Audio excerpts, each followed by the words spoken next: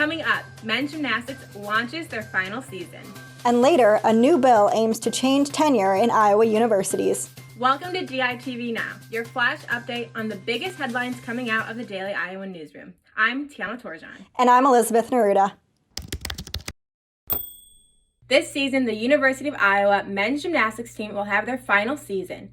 Due to COVID-19, the decision to cut the sport was made earlier this year by Iowa's athletic director, Gary Barta. The Hawks started strong and took home gold in 4 out of the 6 events. Stuart Brown and Bennett Huang shared the floor title, and the Hawkeyes took the top 3 places on vault.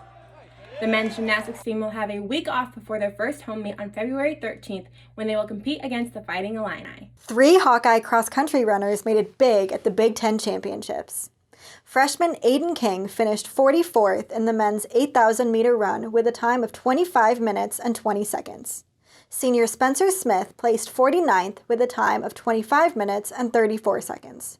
But it was the Wisconsin Badgers who clinched the title of Big Ten champions. The Michigan State Spartans won the women's Big Ten championship, but Hawkeye senior Gabby Skopek led the team. Skopek completed the 6,000-meter race in 21 minutes and 53 seconds, which gave her the 50th spot. Hawkeye women's basketball freshman guard Caitlin Clark is setting the net on fire. Clark has been named Big Ten Freshman of the Week 7 times, and it is not hard to see why. Clark put up 23 points against Northwestern last week, despite a rocky first half. Clark was benched in the first half after scoring a mere 2 points and committing 2 personal fouls. Despite this, Clark's strong mindset helped her bounce back. Just knowing how to stay warm and stay ready. So that was kind of my mentality. Obviously, I was frustrated when I picked up that second foul, but just staying positive and knowing that was going to affect me in the second half, and I came out strong. Though the Hawkeyes lost to Northwestern, Clark's mentality to keep her head in the game was a feat she tackled herself. I mean, we didn't do anything to get her going. She got herself going. She's a great offensive player, and she got some good open looks for threes. And so, that was really what got her going. Clark has 9 games left in her outstanding freshman season. Luckily for Hawkeye Nation, the offensive powerhouse is just getting started. Iowa wrestling dominated the mats yesterday at Carver Hawkeye Arena and beat the Fighting Illini 36-6. The Hawkeyes won 8 out of the 10 matches. This kept them at the top ranking. The 8 victories consisted of 3 falls and 3 major decisions. The first 5 matches set the tone for the meet, putting them ahead 23-0. At the break, the meet started with senior Spencer Lee, who won by fall against Justin Cardani.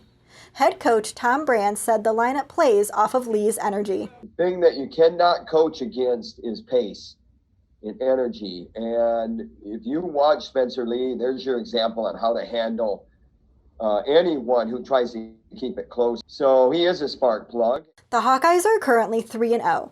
They return to the mats on February 7th. North Liberty's 6th annual Beat the Bitter Festival of events kicked off this weekend with an ice sculpture walk. For people to come just kind of admire and take photos with on their own time, responsibly distanced throughout a whole weekend. The carvers worked on the 9 sculptures this Saturday and displayed them on Sunday with a fireworks show that night. If it stays cold enough, you might still be able to check them out this week. I think the weather looks like it's going to work out for us, but you're investing money in having these carvings made, and you don't know if they're going to last for a day or a week, depending on what the weather holds. Beat the Bitters Festival shrank this year, but it's set up for a safe sculpture viewing experience. You can check out the rest of the events that will continue through February 6th on beatthebitter.com. Tenure is in trouble at Iowa's Regent universities. A bill aiming to get rid of tenure will go before the Iowa House Education Committee later this week. Currently, tenure makes it nearly impossible for professors to be fired. Tenure also allows professors to get political in the classroom. Lawmakers supporting the bill argue that this creates biases. The Board of Regents opposes the bill.